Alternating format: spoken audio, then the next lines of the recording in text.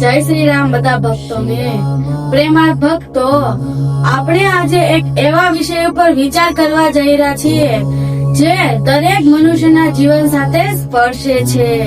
ઘણીવાર આપણા જીવનમાં એવું થતું હોય છે કે આપણું ધાર્યું થતું નથી, ત્યારે આપણે ભગવાન કે માતાજીને પ્રશ્ન કરતા હોઈએ છીએ કે હે ભગવાન, હે માં મેલડી, કે મારા જીવનમાં કેમ આવું બને છે, કેમ મારી સાથે આવું થાય છે, તમે કેમ કઈ કરતા નથી, મારું જીવન જ કેમ આવું છે, બીજાના જીવનમાં કેમ સુખ આવે છે.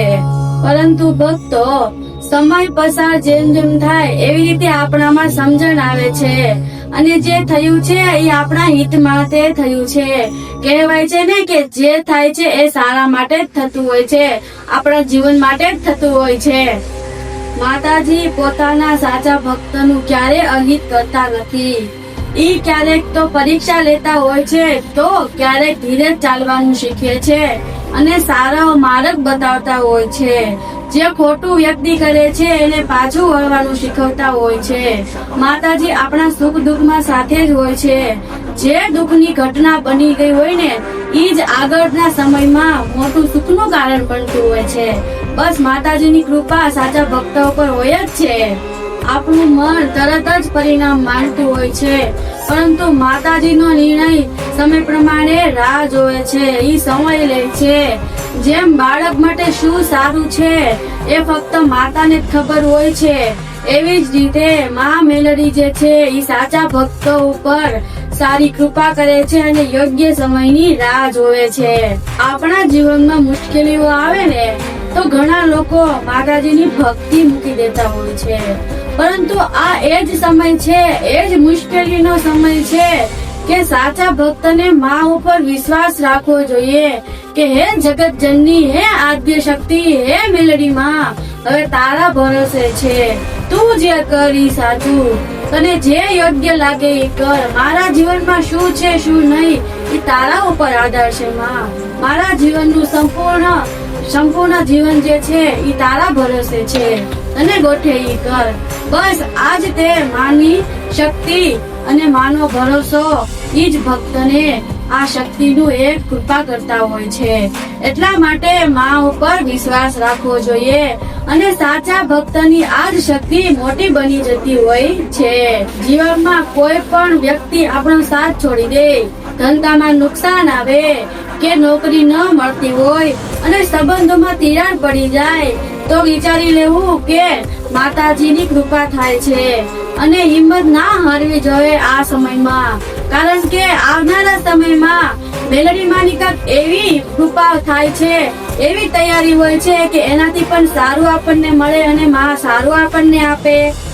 કર્મનું ફળ બધાને ભોગવવું પડે છે, એટલા માટે કર્મ સારા કરવા જોઈએ, સત્યના માર્ગે ચાલવું જોઈએ, ખરાબ ન કરવું જોઈએ અને કોઈ પ્રત્યેની ઈર્ષા ન કરવી જોઈએ. એના જીવનમાં પણ સારા કર્મ કર્યા હોય ત્યારે જ બધું માતાજીની કૃપાથી મળતું હોય છે. એટલા માટે કોઈ પ્રત્યે ઈર્ષા ન કરવી જોઈએ. આપણે આપણામાં ધ્યાન દેવું જોઈએ કે આપણે કેવા કર્મ કરીએ છીએ, સારા કરવી જોઈએ કે ખરાબ કરીએ જોઈએ, ઈ પહેલા વિચાર આવવો જોઈએ. સાચા ભક્ત ઉપર તે માની કૃપા થતી હોય છે. યાદ રાખજો કે મુશ્કેલી કાયમ માટે રહેતી નથી. રાત પછી સવાર પડે છે અને વરસાદ પછી ઇન્દ્રધનુષ દેખાય છે. એવી જ રીતે મનુષ્યના જીવનમાં દુઃખ પછી સુખ જરૂર આવે છે. એટલા માટે હિંમત હારવી જોઈએ નહીં અને માતાજી ઉપર વિશ્વાસ રાખવો જોઈએ અને તેનું નામ જપ કરવું જોઈએ અને તેને યાદ કરવા જોઈએ. એટલા માટે જીવનમાં કાંઈ પણ મુશ્કેલીઓ આવી હોય ને તો આપણે ત્યારે મન મજબૂત બને છે. મિત્રો, જીવનમાં વિશ્વાસ અને ધીરજ ખૂબ રાખવી જરૂરી છે. માં મેલડીના ચરણોમાં જે તેનું જીવન સમર્પિત કરી દે ને તેના જીવનમાં યોગ્ય રીતે અને યોગ્ય સમયે પરિવર્તન આવે છે. આપણને એવું લાગે છે કે મોડું થઈ ગયું, પરંતુ માતાજીના દરબારમાં ક્યારે અંધકાર આવતો નથી. આજે આપણે ભક્તિ વિશે એક સંકલ્પ કરીએ કે કોઈનું ખરાબ ન કરીએ અને ભગવાન ઉપર અટૂટ વિશ્વાસ રાખવો જોઈએ અને સારા કર્મ કરવા જોઈએ અને કોઈનું ખરાબ વિચારવું પણ નહીં. આપણા જીવનમાં કોઈ પણ પરિસ્થિતિ આવે છે, એ ગંભીર પરિસ્થિતિમાં આપણે માતાજી ઉપર વિશ્વાસ રાખવો જોઈએ અને કહેવું જોઈએ કે હે માં, હે જગત જનની, હે પાલનહાર, તું જે કરે છે એ મારા હિત માટે જ કરે છે અને મારા જીવનમાં સારું જ કરે છે. અંતમાં હું આટલું જ કહું છું કે કાંઈ પણ પરિસ્થિતિ આવે તો વિશ્વાસ તૂટવા ન દેતા, કારણ કે આપણા જીવનમાં મુશ્કેલી હશે, દુઃખ હશે, એ જ દુઃખ, એ જ સમય આવનારા જીવનમાં માતાજીની કૃપાથી આશીર્વાદ બની જશે. જય મેલડીમાં બધાને.